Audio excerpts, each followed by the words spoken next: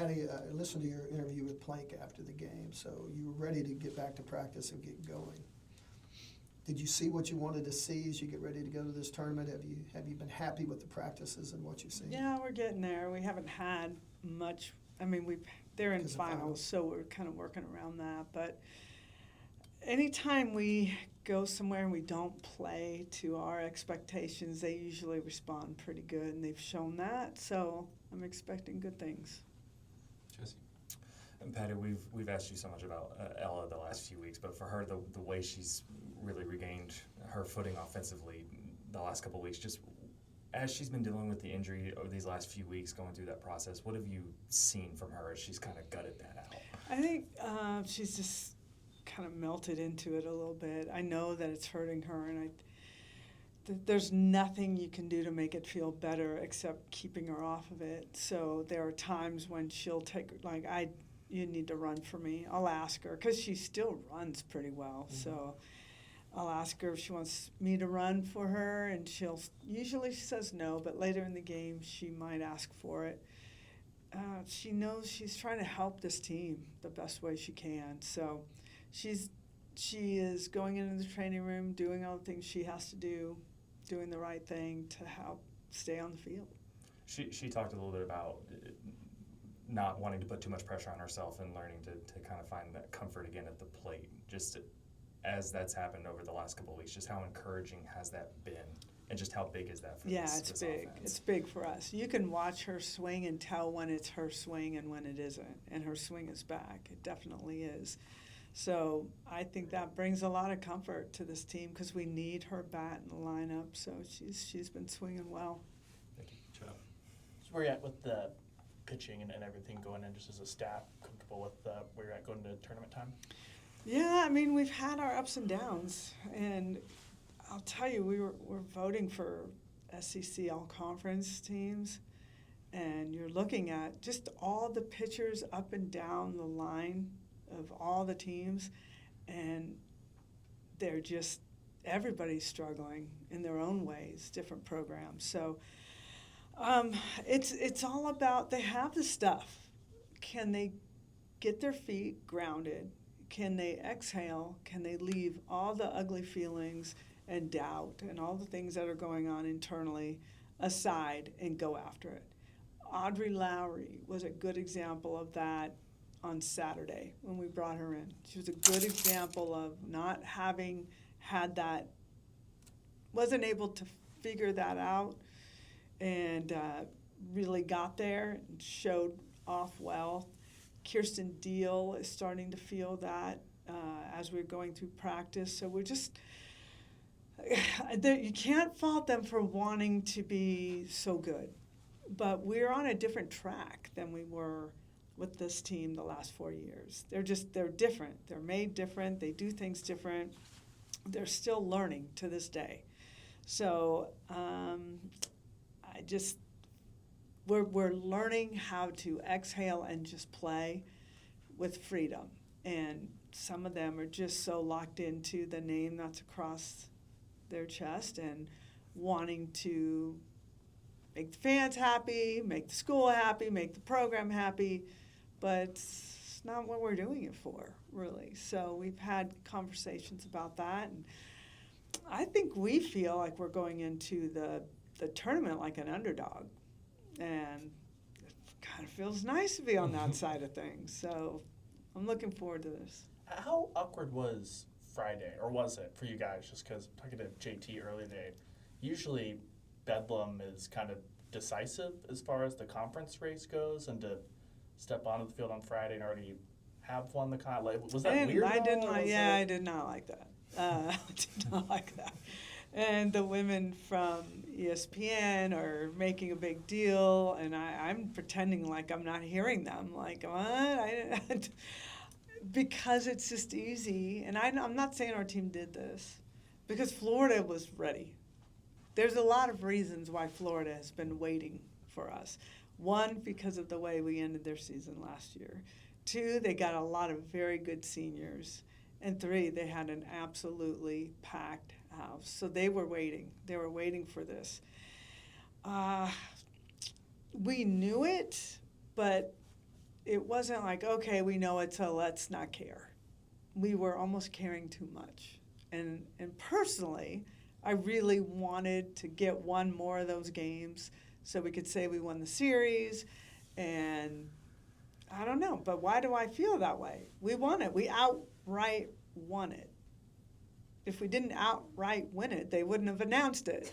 So I'm like, what am I stressing over? I just like we had to prove something more.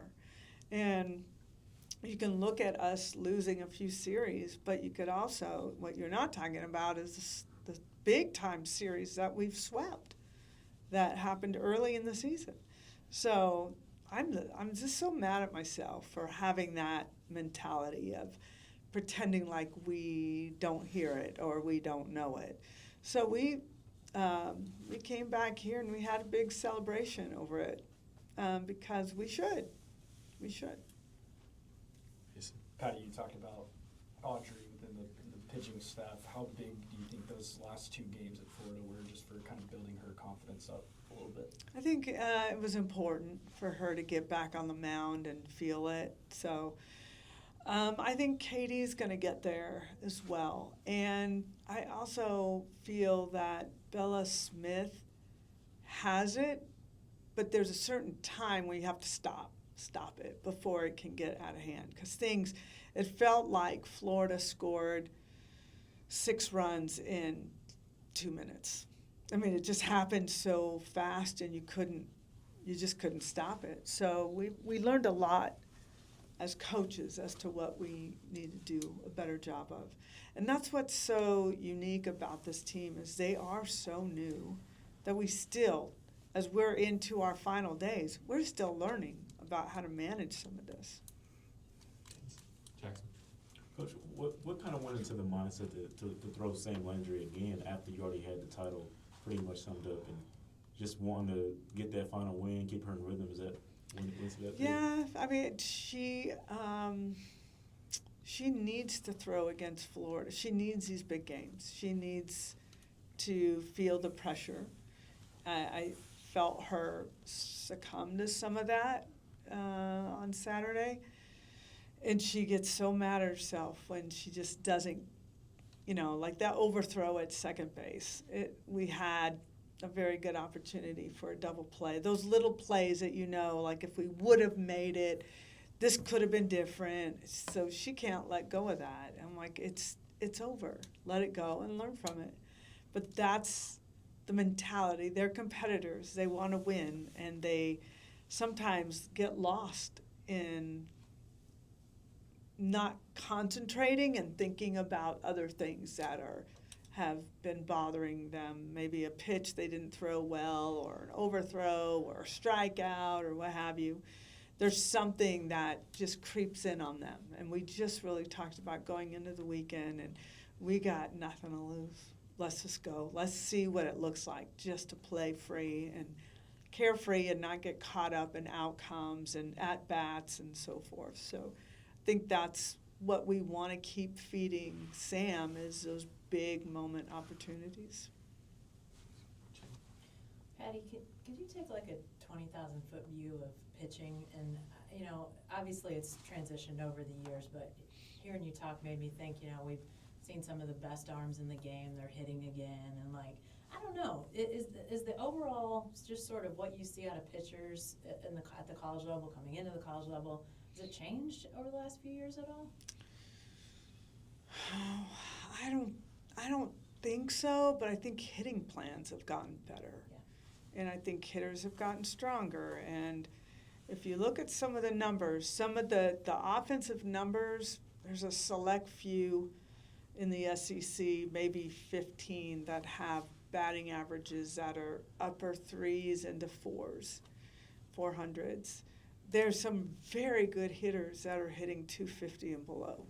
And you're going, well, what? Really? So it's kind of a trade-off. I mean, some pitchers are really causing fits, and some teams are figuring out how to crack the code on some pitchers. So I think it kind of works both ways. But the pitching numbers were kind of shocking to me to see ERAs, a lot of them in the 4s and 5s. Yeah. Is that just the reality that the game has transitioned and now the numbers are gonna look a little different? Potentially, but in the SEC, it's certainly, it's it's another level of toughness in there. So, yeah, I don't know. It's a hard time to be a pitcher with such good hitting, to be honest. Cool. Patty, how important is this week for seeding? How comfortable are you guys going into this? Even think about it. And then also, how helpful will this format be this week as it kind of rivals a regional and beyond? Mm-hmm. No, we talked about that. It's very much set up like a mini College World Series, which is nice to feel. It's nice to kind of feel in another away crowd just for us to continue to learn from it. I am going to take it serious, but not too serious because that doesn't work well. And whatever we do, I mean, we're going to be in the top 8. I feel very confident of that. I trust that we're going to be in the top 5. You can't win the SEC and not be, in my opinion. So we're going to go in and work our hardest to be our best, to lend us into hosting at home. So I do feel if we have a good SEC tournament, that might secure us to move up just one spot or so, which would make a difference. Patty, a little off the beaten path here. What's this season been like for Sophia Bordy? Well, she's not here on campus. She went back home, and that's something that I don't have the privilege to talk about. It's more of a personal situation. So she did not finish the season out with us. And then just, usually, this time of year, it's time to go to Devon Park. You know, Devon Park and then Norman, back and forth. I could say exciting to go to Athens, Yes. but I was just, the newness factor to it. It's the newness factor, but it's also a wow factor. It's no offense at all, but it's just, and it's one thing, playing at Devon Park is a big advantage for anybody that gets that opportunity. If you're going to get to the World Series, you get to feel it. But the cameras are everywhere. ESPN is showing this round the clock. If you love SEC softball, then you're in for a treat because you get to watch every game on their network. I think that's a big deal. And then some of the best commentators, best teams, best everything, best players at former players of the games in the past are there. So it's exciting. It feels different, and there is a point system where you get to go in and their suite where they have like their gift suite. So they are at another level of excitement of figuring out how they're using their points for what gifts, but it's pretty legit. Pretty legit. Just a couple more. Jesse. Patty, you kind of mentioned this team is still new, figuring things out. When you head into an SEC tournament where there's a lot of different scenarios of what teams you play, does that give you flexibility in terms of lineups or players playing which positions? Do you like to go in kind of rigid, or do you, based on the day or the opponent, you can be flexible? I know it's kind of a broad question, but how do you just approach that overall? There's some players that I really am wanting to see more. It's just tough because you want to give somebody an at-bat, but you also want the player that you're giving up the at-bat for to get an opportunity to prove themselves. So it's that kind of double edge. I like getting Tia Malloy in, and sometimes the pitcher is not a great matchup for her, but she's got to learn. Sydney Barker is someone that needs to see those at-bats. Maya Bland is a matchup piece that can be dangerous when it's the right matchup. So we're not afraid to do those types of things. But I don't know if I'm understanding your question right, but we're going there to win. Like we're trying to walk away with another trophy. That's kind of our mentality, but with an underdog tone to it. Thank you. Chap and Jenny. Just building off what Jenny was kind of asked about earlier with pitchers, how hard is it for an experienced pitcher now with so much film and game planning to build experience, so you feel good about that year over year, but then they've been game planned to death every summer. Like, how hard is it to balance that and continue to feel like they're improving? It's hard. It's very hard because the hitting coaches, there's so much more information now that you can really get a good understanding of patterns and pitches and breaks and when they throw them, how hard they throw them. You got all the information, so there's nowhere to hide. You just have to throw your stuff pretty elitely and keep hitters off balance, and that's up to the pitcher and the pitching coach. But it's different. It's showing in the numbers everywhere. You've got Pickens throwing 78 miles an hour, and she's still getting hit. So you practice, you plan, you put the machine up on 80 and say, hit this.